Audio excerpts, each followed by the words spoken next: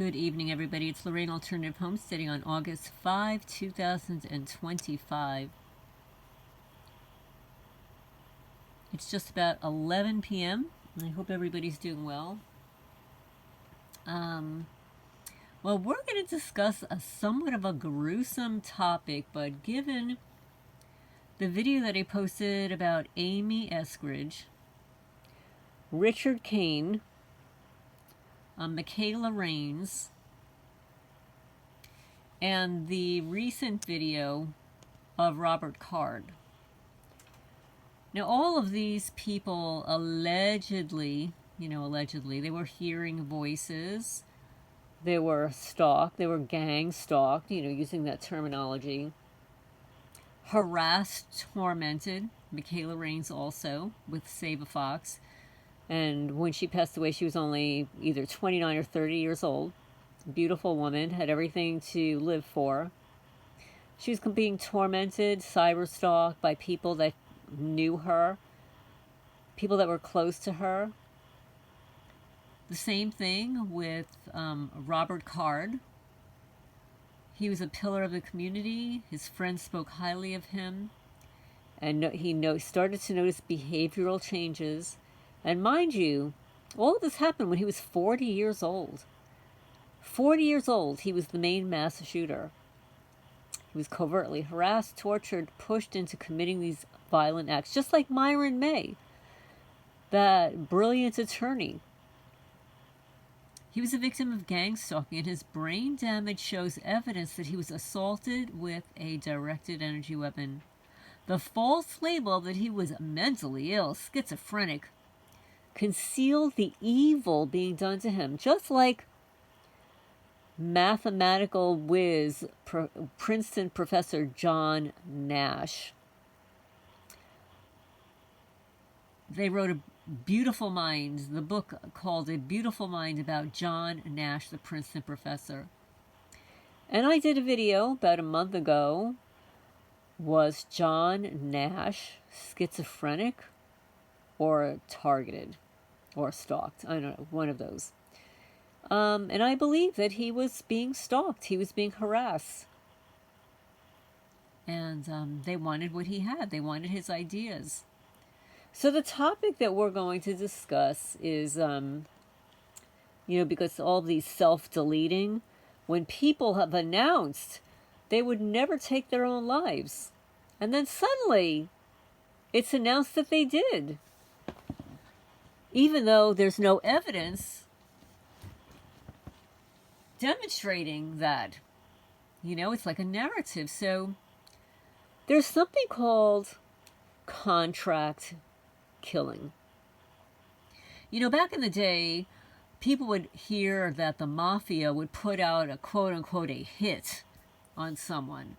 And usually the hit was to delete the person, but it was usually because of something pretty severe. Somebody's cheating on somebody's wife, somebody stole money from somebody, backstabbing, something with business, competition, or somebody trying to get over on them.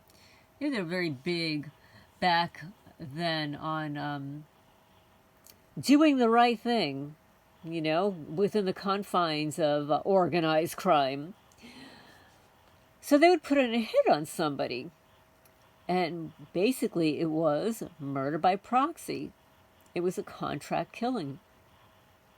So what is murder by proxy?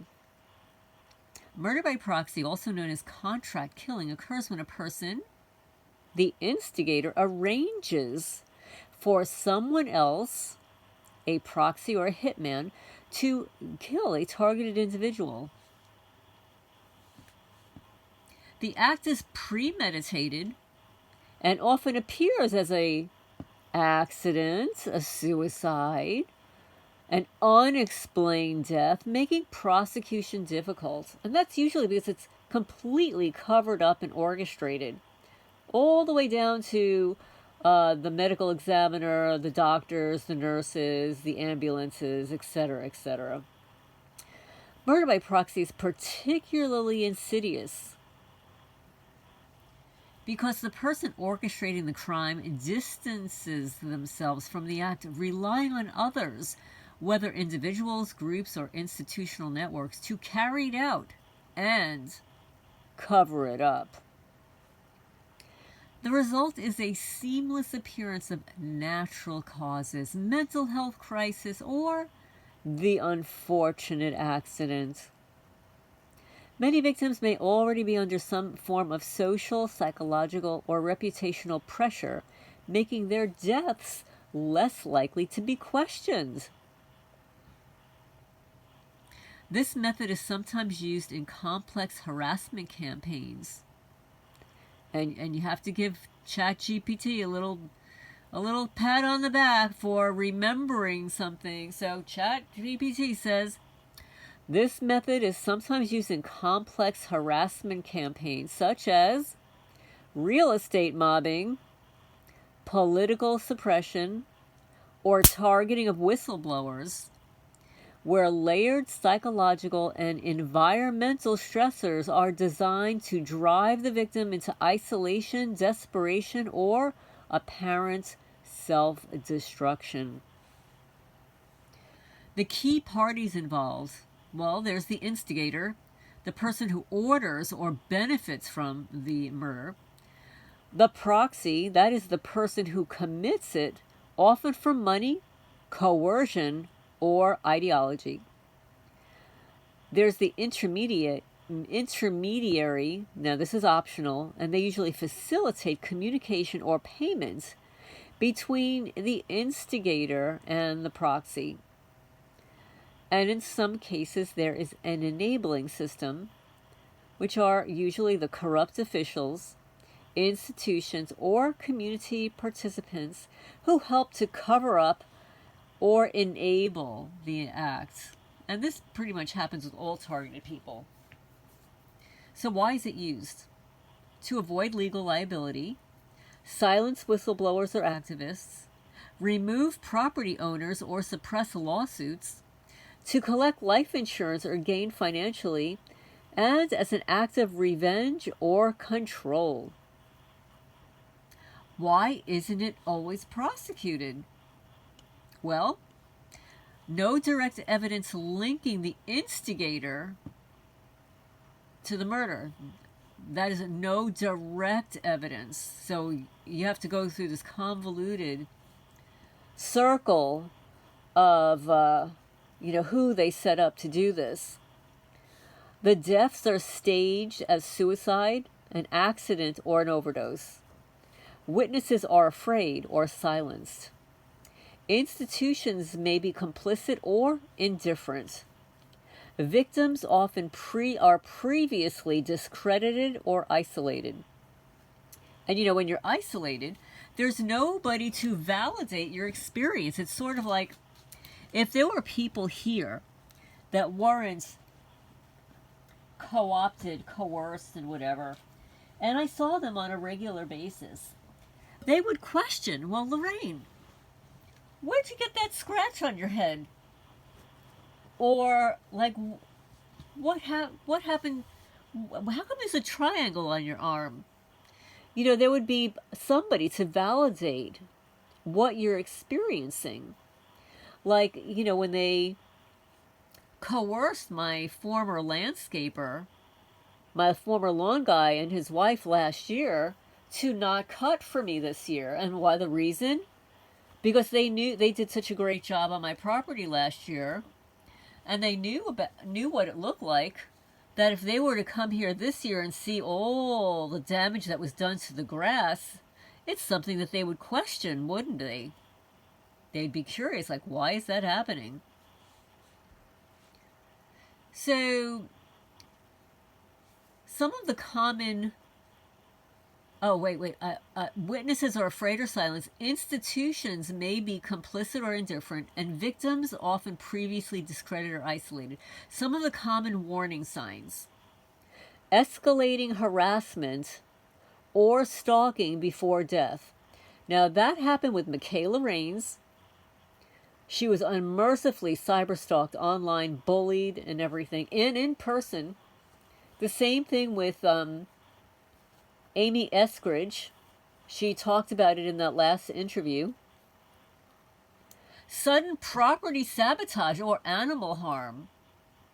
Oh, that's happening here. Denial of services like healthcare or repairs. Surveillance or cyberstalking. Use of symbolic harassment like dead animals, bones, glass shapes. Victim voices. They would never take their own life. Examples may include, and chat, I gotta, give chat another little thumbs up. And chat says some examples may include real estate mobbing victims experiencing death threats or attempts, activists dying in staged car crashes or overdoses, journalists or whistleblowers deleted after leaks or testimony. How do you protect yourself?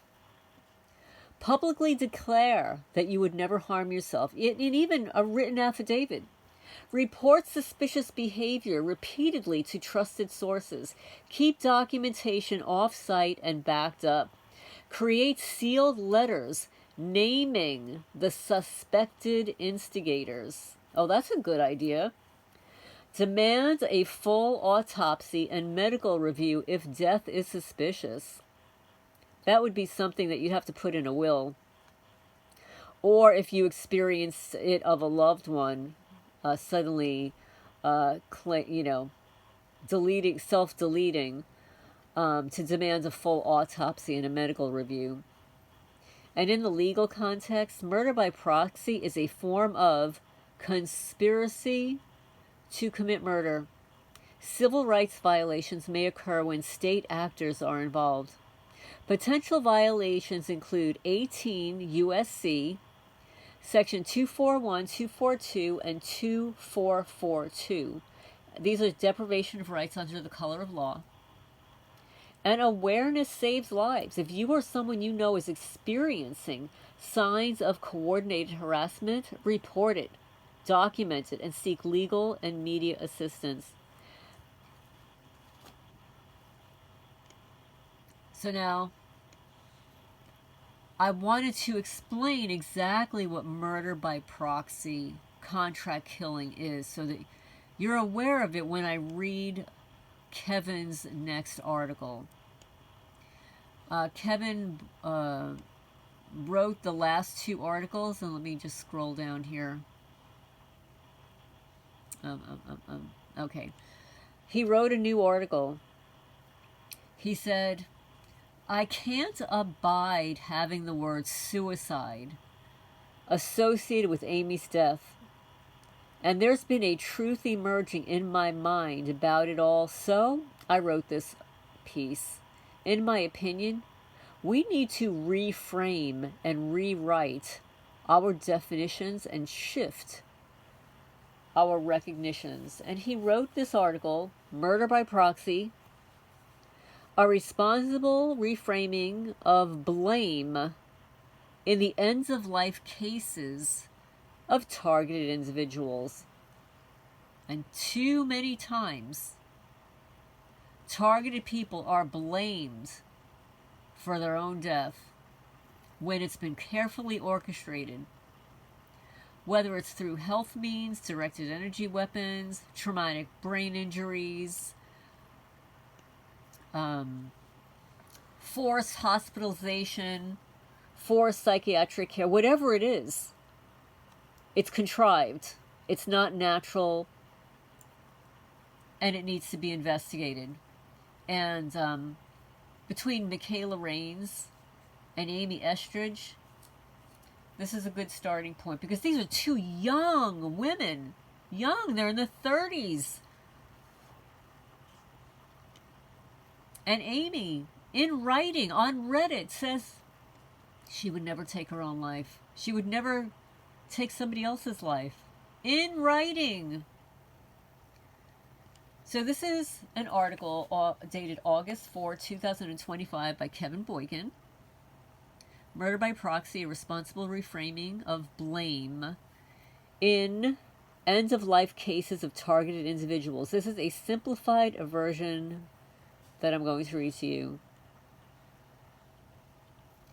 It is a bifurcated scheme. We have misunderstood the dead. For too long, our judgments of those who end their lives, or appear to, have rested on oversimplified, even negligent assumptions. We frame such deaths as acts of mental illness, weakness, or private tragedy. We rarely ask if the pain that led them there was externally imposed, nor whether it was intentionally sustained until death became the only rational exit. It's time for a responsible reframing. 2 methods of elimination. Those who are targeted, psychologically, technologically, or socially, can be led to an early death in one of 2 ways, if not both. The slow grind, an unrelenting erosion of hope, cognition, trust, health, and emotional stability. This isn't a bad period. It's a manufactured descent. Then there's the sudden spike, an engineered climax of intolerable suffering, often after long attrition. A sharp spike in pain or perception, a single day of unbearable torment, can force what looks like a spontaneous collapse. Both of these routes can lead to what appears from the outside as suicide. But in cases where the suffering is orchestrated through constant harassment, psychological manipulation, or unseen technological interference, the conclusion must be re-examined. These are not private implosions. They are executions by proxy. The attribution problem. The term quote-unquote suicide carries an embedded accusation. It names the victim as the agent of the act without ever exploring the conditions that drove it. Worse, it lets everyone else off the hook. No investigation, no systemic accountability, just silence. This is moral laziness masquerading as a neutral label. We do not say that a cancer patient deletes themselves when they stop treatment. We do not label a war refugee as suicidal when they leap into an ocean. But we call the targeted mind weak when it succumbs to years of torment. Let's be clear. There are deaths that look like suicide, but are, in moral and mechanistic terms, closer to homicide. Rethinking the slow grinds, quote-unquote, there are diseases that medicine recognizes as leading to suicide, severe chronic pain conditions, terminal diagnoses, or disfiguring neurological disorders. These deaths are often understood as irrational responses to unbearable states. Yet, when a person is driven to death by psychological torture, social erasure, or synthetic despair, we still demand that they hold on for appearance's sake. Even the encouragement to hold on may not always come from a place of truth. In a world increasingly shapen by unseen mechanisms and engineered despair, it's not unthinkable that hope itself could be weaponized, a synthetic leash of moral correctness used to prolong the pain under the guise of support. In such a case, the crime continues behind a smiling mask. But I digress. But what if the slow grind is not a symptom of the mind, but a condition imposed upon it? This is not merely philosophical. It's a shift in attribution, from internal to external, from blame to context, from shame to clarity.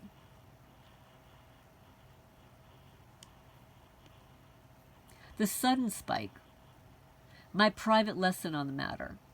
I'm lucky enough to have some experience to add to this part.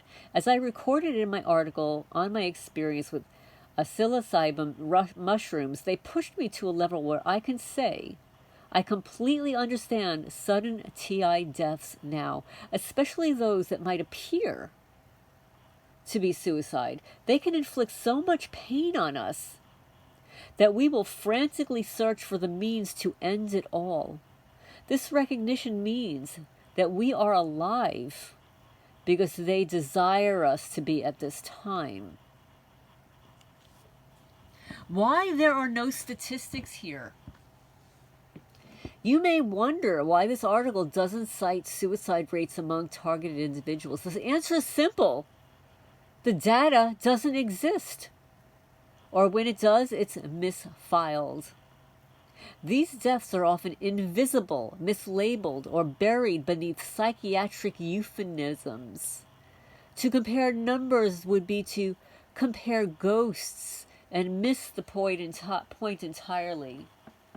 And I've got a list of 12 now targeted people, mostly women, that were deleted, who also declared that they would never take their own lives. This isn't a matter of scale, it's a matter of clarity. Reclaiming the dead. We do this not to excuse all suicides or deny the role of internal suffering, but we must reclaim those lives that were ended not by choice, but by force. Those who fell into engineered despair, those who resisted for years but were worn down by cruelty no one else believed. Those whose deaths were not decisions but outcomes designed and delivered. This is not suicide, this is murder by proxy, and it is time we say so. Murder by proxy, the simplified version. What if some suicides aren't really suicides at all? We've been wrong about these deaths. For a long time, people have seen suicide as a personal failure, a mental health issue, a sign of weakness, or something that happens in private. But what if some of these deaths weren't just about depression or despair? What if they were caused on purpose by outside forces to slowly or suddenly push someone to the edge? It's time to look at these deaths differently. There are two ways that it happens. Targeted individuals, TIs, people being attacked with psychological or technological abuse often die in one of two ways. The slow grind. Over time, they lose hope, mental clarity, trust in others, and even their physical health. It's not just a quote-unquote bad phase. It's a slow breakdown caused by constant attacks. Number two, the sudden spike. After long suffering, they are hit with an overwhelming wave of pain or fear. Sometimes it takes only one unbearable day to make someone collapse. To outsiders, both types of death looks like suicide. But when the pain was created, sustained, and aimed at them, these are no longer personal choices. They're murders carried out through pressure. They're quiet killings. Why, quote-unquote, suicide isn't always the right word. The word suicide makes it sound like the person decided to die, like it was their fault. But it doesn't ask why. What led them there? Who made their life unlivable? Like Myron May, Robert Card. Who made their lives miserable and unlivable? Mikayla. Worse, It stops people from asking questions like, no one looks into it. No one gets blamed. It becomes just another quote unquote sad story. But we don't blame a cancer patient for dying when the pain becomes too much. We don't call a drowning refugee suicidal. Why do we blame someone who's been tortured into despair?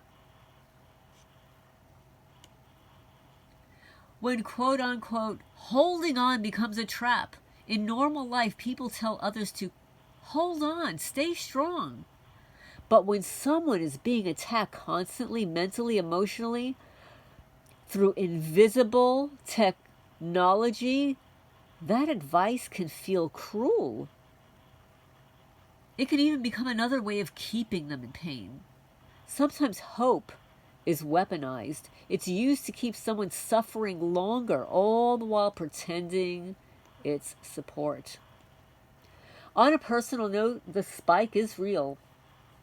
I felt it myself during a period of extreme targeting, especially when experimenting with psilocybin mushrooms. I reached a level of pain and confusion where I totally understood how people break. It was only then I realized we're not alive because we're strong. We're alive because they let us be, for now. Why there are no numbers? You might wonder why this article doesn't include suicide statistics for TIs. The data doesn't exist. These deaths are misreported, mislabeled, or ignored. There are no good numbers, only missing people. But the point isn't how many. It's how clearly we need to see what's happening. It's time to speak the truth. This article isn't saying that every suicide is caused by targeting, but some are. And those deaths aren't suicides at all. They're murders. Not by weapon, not by pressure, not by a person, but by a system. Murder by proxy. It's time we start saying that out loud. And that's the end of that article by Kevin Boykin. And Murder by Proxy, Responsible Reframing of Blame in the End-of-Life Cases of Targeted Individuals. And once again, I'm going to read a little bit about what it is. Murder by proxy, also known as a contract killing, occurs when a person, the instigator, arranges for someone else, a proxy or a hitman or hitwoman, to kill a targeted individual.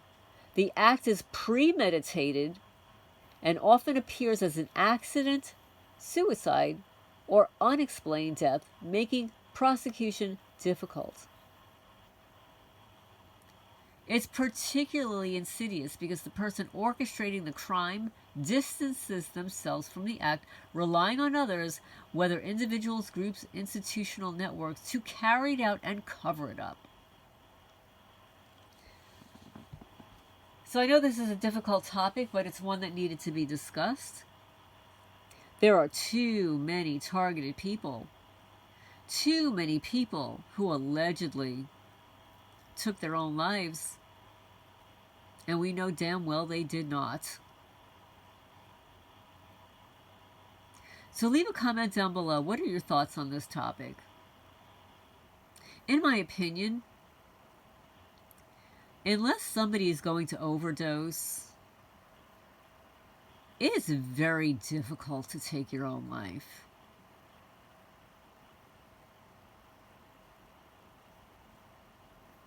Leave a comment down below. What are your thoughts on announcing, making it known, signing an affidavit like the one that I placed in on the community page on a post? Signing an affidavit that you would never take your own life. Some people say, well, I don't think that's a good idea. What do you think? We'd like to know. Please share if you're inclined to do so, leave a comment down below. And I'll look forward to your questions and comments. Just sign off for now.